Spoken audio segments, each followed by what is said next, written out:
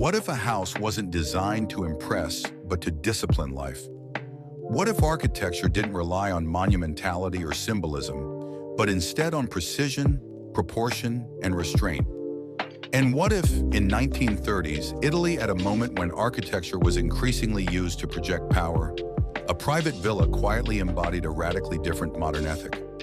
Hold on to that tension, because this story is about control, but not the kind imposed by the state. It is about self-discipline, order without authority, modernism without shouting. This is Villa Fagini, designed in 1935 by Luigi Figini. Not a manifesto, not a monument, but a silent argument about how modern life should be lived. By the mid-1930s, Milan was Italy's industrial and intellectual engine. Factories expanded, design journals circulated aggressively, and architects debated how modern Italy should look, feel, and function. At the same time, fascism was consolidating its visual language. Public architecture grew heavier, louder, more symbolic stone colonnades, axial compositions, buildings meant to command rather than question. Yet Milan was different. While Rome projected ideology through mass and rhetoric, Milan cultivated something quieter, a modernism of method, discipline, and logic. It was here, away from ceremonial boulevards and state spectacles, that Villa Figini took shape, not in a grand landscape, not as a showpiece, but in a modest residential context where architecture had to work, not perform. Luigi Figini was not interested in architecture as theater.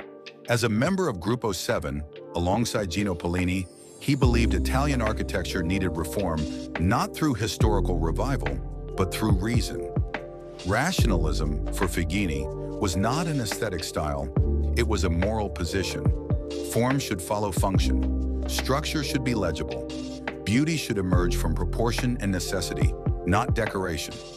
At a time when modern architecture was increasingly absorbed into fascist imagery, Fagini pursued a different path. Villa Fagini was not designed as propaganda.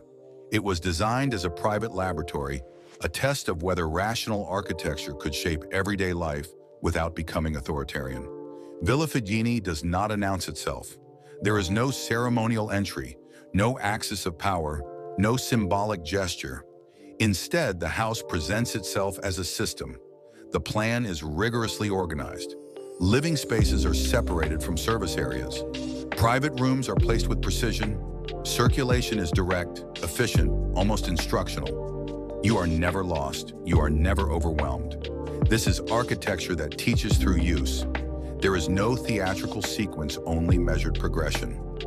Room to room, function to function. Life arranged logically. The villa is composed entirely of orthogonal volumes.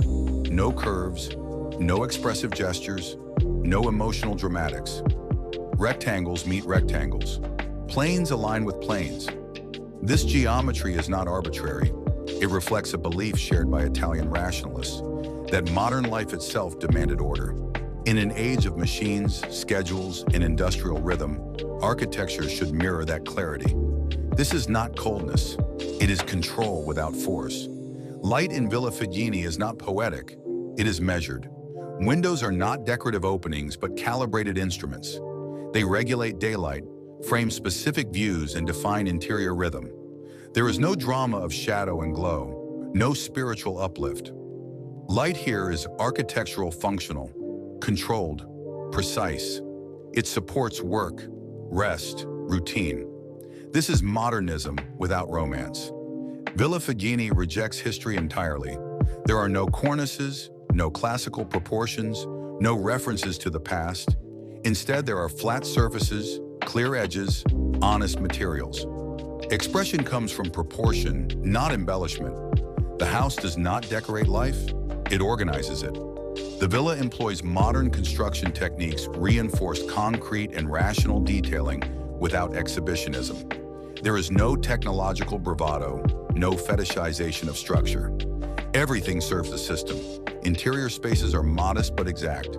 Materials are durable, restrained, and legible. Furniture integrates seamlessly with architecture. Nothing extraneous, nothing accidental. This is modern architecture stripped of ego. Villa Fagini was built in a time when clarity could easily become coercion.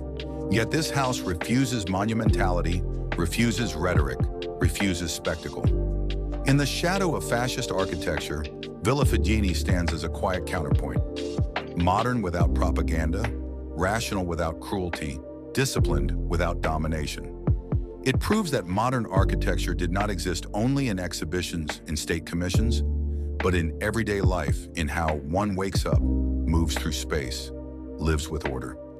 Villa Figini does not shout ideology, it whispers ethics.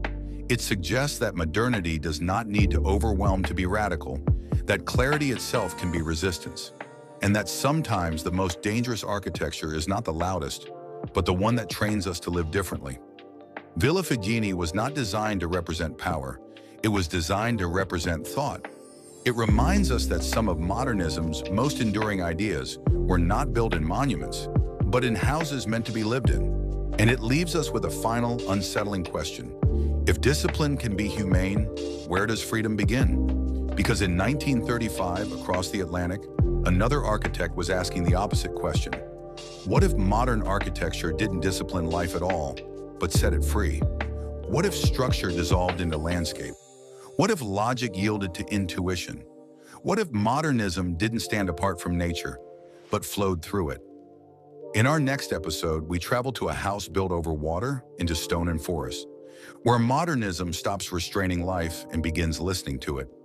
If this journey into Villa Figini changed how you think about modern architecture, subscribe to Space, Shape, and Scale. This isn't just a channel about buildings.